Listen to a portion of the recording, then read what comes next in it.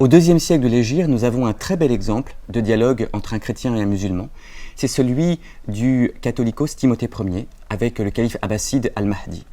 Et eux deux partagent une passion commune et se reconnaissent comme des chercheurs de Dieu à l'issue donc de leur dialogue qu'ils vont nouer. Il va même y avoir une rencontre de visu. Leur passion, c'est celle de la philosophie.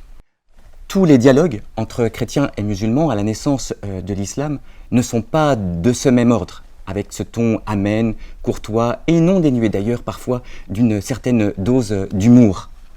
Et en général, ce qui va prédominer, c'est davantage le dialogue sous la forme d'une réfutation.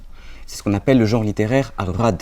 Et par exemple, Ali at-Tabari va rédiger une réfutation du christianisme, Rad al-Nasra, la réfutation donc des chrétiens. Cette réfutation appelle une autre réfutation.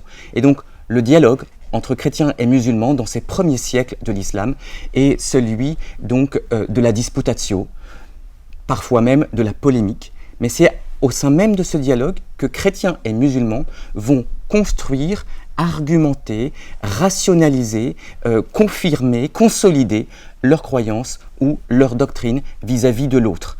Il s'agit souvent aussi de parler à sa propre communauté religieuse, plus que d'ailleurs de se confronter à l'autre, pour montrer qu'il y a une intelligence, une rationalité de ses propres doctrines.